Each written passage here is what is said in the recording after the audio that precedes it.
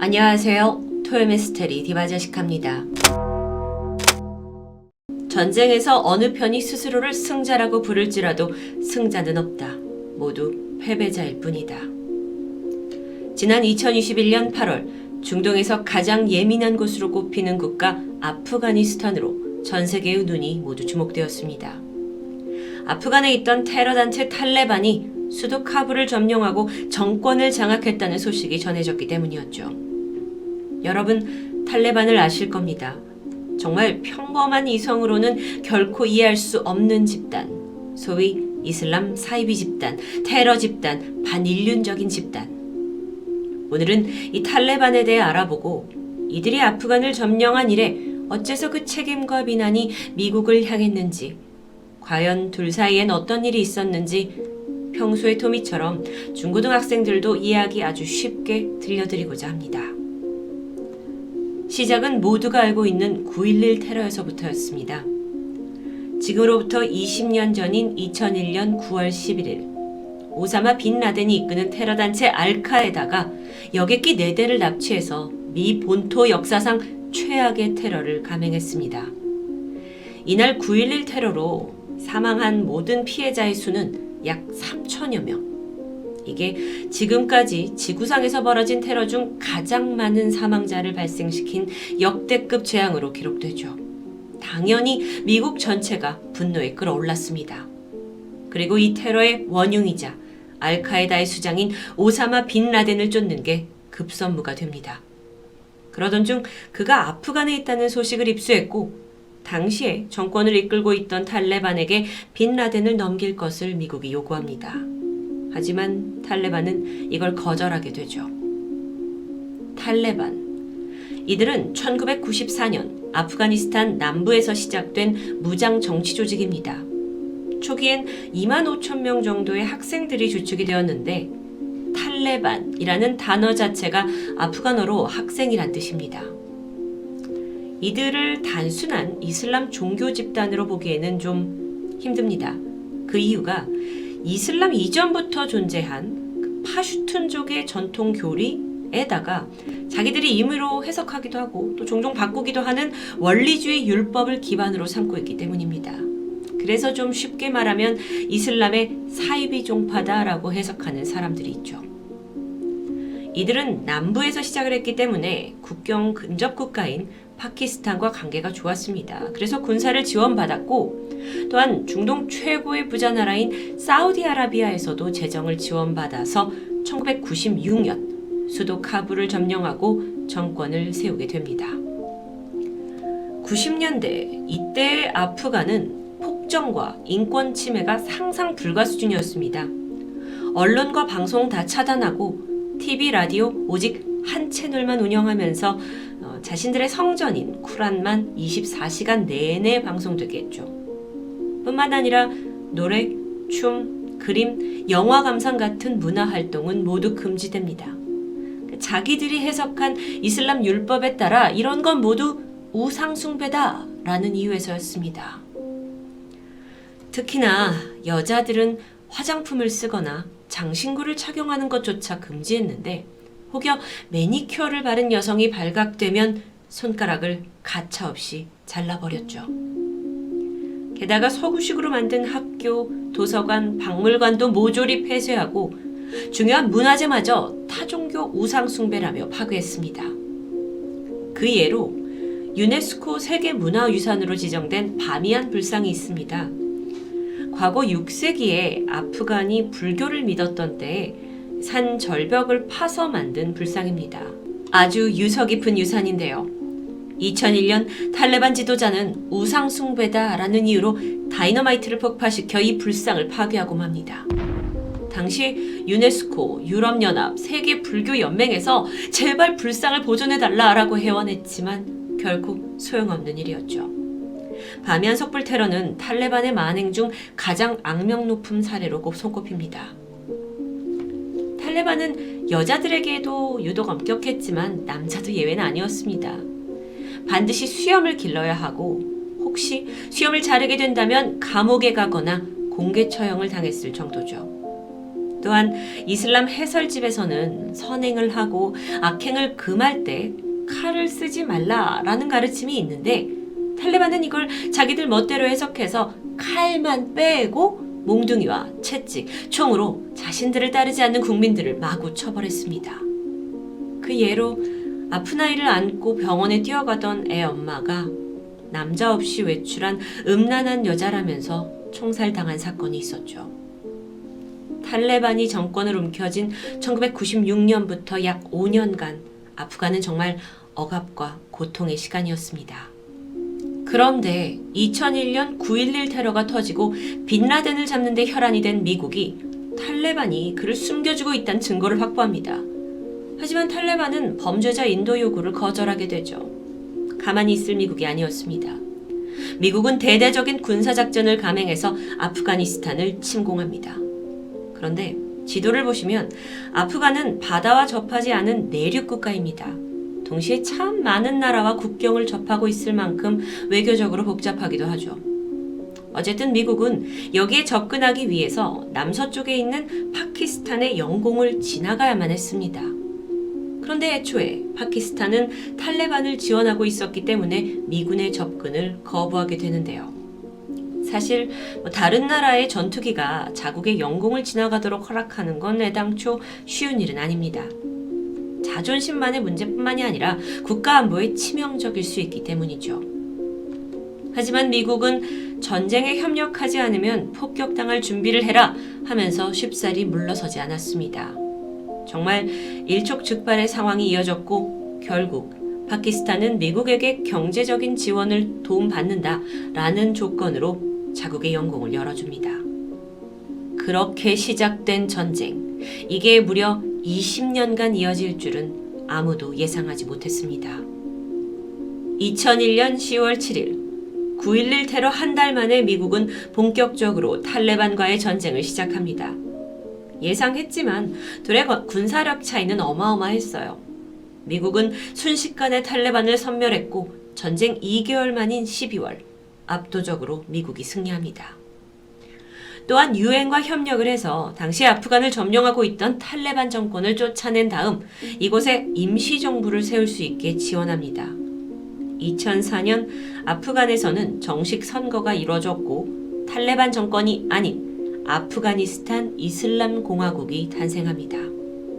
이제 아프간도 점점 국가의 체제를 갖추고 자국의 안보를 지키면서 국민들이 안정적으로 살아갈 수 있을까요? 그런데 그 과정이 순탄치 않았습니다. 일단 국가를 세우는 과정에서 미국의 역할이 굉장히 중요해 보이는데 이 시기쯤 미국 정보원들 사이에서 이라크에 지금 핵무기, 생화학 무기 같은 살상 무기를 개발한다 라는 소문이 돌기 시작한 겁니다. 물론 추후에 이라크에서는 그런 흔적이 없다라고 밝혀졌지만 그 당시에는 이미 9.11 테러를 당한 미국으로서 이런 소문을 무시할 수만 없었죠. 그래서 이걸 명분으로 미국은 이라크와 전쟁을 준비하기 시작합니다. 그러면서 자연스럽게 아프간에 주둔하던 미국 병력이 줄어들게 되죠. 아프간에만 힘을 쏟을 수 없었던 겁니다. 한편 이 무렵 빈라덴을 비롯한 탈레반의 세력들은 국경을 넘고 여기저기 도주하게 됩니다. 미국은 이라크와 전쟁을 준비하고 있었기 때문에 예전만큼 탈레반을 압박할 여유가 없었는데요. 이 탈레반은 이제 곳곳에서 자신들의 세력을 키우면서 반격의 기회를 엿보게 되죠. 참고로 아프가니스탄 국토의 대부분은 험한 산악지대로 이루어져 있습니다. 지형 특성상 이 탈레반들이 숨어 지내기 쉬웠고 은둔을 하면서 전사들을 양성하며 복수의 칼을 갈고 있었던 겁니다. 한편 미국은 계속해서 아프간 정부가 자립할 수 있도록 독자적으로 싸울 수 있는 군대도 훈련시켜주고 이걸 또 재정적으로도 지원했는데 결론적으로 지금에 와서 이건 20년간의 밑빠진 독의 물붓기였다라고 평가됩니다. 군대를 만들어주려고 부은 돈만 약 97조 원 정도로 분석되죠. 그럼 얘네는 왜 밥을 떠먹여주는데도 국가 형성이 잘 안 되냐? 여기엔 근본적으로 아프간 정부가 굉장히 부패했기 때문입니다. 간부들이 명부를 부풀려서 군사비를 빼돌리려는 이런 비리를 저지르면서 본질은 흐려가고 군인들은 훈련도 잘 안 되고 탈레반과 싸울 의욕도 거의 없는 상태입니다. 실제 아프간에 있었던 한 퇴역 군인에 따르면 아프간 군인들은 기본적인 유격 체조조차 제대로 따라하기 힘들었다고 말하죠. 참고로 국가별 부패 순위에서 아프간은 100점 만점에 8점, 북한과 함께 전 세계 꼴찌를 기록하고 있습니다. 이런 자포자기 분위기에서 군대 외에 내부 경찰도 마찬가지였습니다. 안보는 허술했고 수도에서 조금만 벗어나더라도 전기가 안 들어올 정도로 생활 환경이 열악한 곳이 많았죠. 이런 상황 속에서 국가를 재건해야겠다라는 애국심 또는 민주주의에 대한 열망은 사실상 형성되기 어려웠다, 힘들었다라고 분석됩니다. 물론 자국민들의 의견은 다를 수 있지만 저는 여러 다양한 국내외 언론의 내용을 참고했습니다. 어쨌든 지난 20년간 미국은 계속 돈을 퍼부었는데 미국 주둔에 대한 아프간 민심도 다소 악화가 되면서 이 두 나라 간 동맹은 약해졌다고 볼 수 있겠죠. 그리고 때마침 기회를 엿보던 탈레반은 몸집을 불려나가기 시작합니다. 은둔을 하다가 수면 위에 점점 떠오르면서 미국 순찰대나 아프간 군인들을 상대로 게릴라 전투를 벌였고 위협을 가해봤죠. 그렇게 끝없는 싸움이 계속되던 중 2009년 오바마 대통령이 취임을 하면서 다시 아프간의 탈레반 소탕에 집중하겠다라는 의지를 보여줍니다. 그리고 2년 뒤인 2011년 5월 마침내 CIA는 파키스탄의 은신처에 숨어있던 빈라덴을 찾아냈고 특수부대를 파견해 그를 사살하는 데 성공합니다. 자자, 그렇게 미국의 목표였던 빈라덴이 사라지면서 사실상 아프간에 머물 명분조차 사라집니다. 그런데 문제는 이대로 미군이 발을 빼게 되면 분명 탈레반이 다시 정권을 잡을 게 뻔했죠. 그렇게 된다면 주변 국가들에도 악영향이 미칠 게 분명했고 무엇보다도 그 비난의 화살은 미국 정부가 고스란히 받아야 합니다. 결국 미국은 아프간 정부를 달래면서 전략적 동반자 관계 협정을 체결하자라고 제안하게 되죠. 무슨 뜻이냐면 미국이 상당 기간 아프간의 군사력과 경찰력 다 지원해준다. 그러면서 탈레반 폭도들로부터 지켜주겠다라는 약속이었습니다. 하지만 이 협정은 임시 방편이었고 결국 3년 후인 2014년 오바마 대통령은 아프간에 있는 미국 병력을 소수만 남기고 모두 철수하겠다고 공표하게 되는데요. 사실 미국인들의 굉장히 막대한 세금으로 남의 국가를 지키고 있으니 내부에서는 그만하자는 의견도 매우 강했고요. 외교적으로나 경제적인 면에서도 이득이 없다라고 판단된 겁니다. 참고로 아프간 전쟁으로 미국이 쓴 총 비용은 물론 그 범위에 따라 다르게 책정되지만 2,000조에 달한다고 합니다. 어마무시하죠. 그렇게 미국의 철수가 결정되자 복수의 칼을 갈던 탈레반의 기세는 등등해졌습니다. 지난 2015년에는 카불에 있는 국회의사당까지 공격하기도 했는데요. 이렇게 정권을 뺏길 위기 속에서 아프간 정부가 정신을 차렸어야 됐는데 이들은 부패와 혼란 속에 그저 앞날이 막막했습니다. 여기에 더해 미국은 탈레반과 IS 테러 조직 위험을 이유로 철수 계획을 연기합니다. 미국도 지금 이러지도 저러지도 못하는 상황이었죠. 그렇게 시간이 지나 2018년, 2019년 아프간은 이미 상당 지역에서 탈레반이 공개적으로 활동하면서 숨통을 조이기 시작합니다. 어둠이 다시 드리워지고 있는 거죠. 2020년 2월 미국은 탈레반과의 전쟁을 끝내기 위해 공식적으로 회담을 시작했습니다. 카타르 도하에서 만난 이들은 어렵게 평화협정에 서명합니다. 이 내용을 간단하게 요약하면 탈레반은 아프간에서 미국을 공격하지 않는 대신에 미국은 아프간에서 병력을 완전히 철수한다는 내용이었죠. 사실 여기에서 아프간 자체 정부에 대한 이야기는 거의 뒷전이었습니다. 이 협약 이후 상황은 예견된 대로 흘러갑니다. 2021년 5월 아프가니스탄에 남아있던 마지막 미군이 철수를 시작하자 탈레반이 거침없이 도시를 점령합니다. 아프간 정부는 속수무책으로 무너졌어요. 결국 8월 15일 마침내 탈레반이 수도를 점령하게 되면서 사실상 아프간 정권은 백기를 듭니다. 국가 자체가 대혼란에 빠졌죠. 2014년부터 아프간 2대 대통령을 해오던 아슈라프 가니는 현금을 챙겨 외국으로 망명합니다. 자신은 유혈 사태를 막기 위해 떠났다라고 하지만 역사는 그를 도망친 대통령으로 기억할 수밖에 없을 겁니다. 국가를 지켜줘야 할 정부군 역시 탈레반이 진격을 해오니까 민간인 복장으로 갈아입은 채 도주하기 바빴죠. 한편 아프간 시민들은 탈레반의 통치 그리고 보복을 두려워하면서 공항으로 몰려들게 됩니다. 이 카불 공항에 때로 몰린 사람들의 사진 그리고 영상을 통해 우리는 그들의 참상을 비로소 알게 되는데요. 그러면서 즉각적으로 미군의 철수가 너무나 무책임한 행동이 아니냐라는 비판도 일었습니다. 하지만 미국으로선 아프간 군인조차 스스로 싸우지 않는 전쟁을 우리 미국이 대신할 수 없다라는 결정을 고수하게 됩니다. 그렇게 2021년 8월 30일 미군을 태운 마지막 비행기가 아프간을 떠나게 되면서 미국과 탈레반의 전쟁은 20년 만에 공식적으로 막을 내립니다. 20여 년 만에 정권을 장악한 탈레반은 우린 이제 예전과 다른 집단이다 라면서 보복과 살상은 없을 거다 라고 단언했죠. 하지만 그 말이 무색하게도 이미 곳곳에서는 탈레반에 의한 민간인 폭행, 살해 사고가 보고되고 있습니다. 심지어는 뉴스를 보도하는 앵커 뒤에 소총을 든 탈레반 조직원들이 서 있는 이런 장면이 포착되기도 했는데요. 탈레반의 여성 정책에 대해서도 짚고 넘어가야 합니다.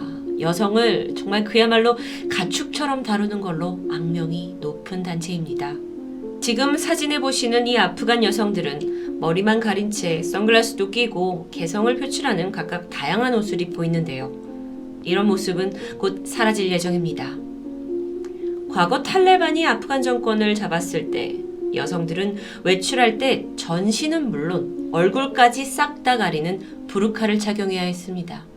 게다가 구두굽에 이 또각또각거리는 소리가 남자를 흥분시킨다라는 이유로 하이힐 착용을 금지당했죠.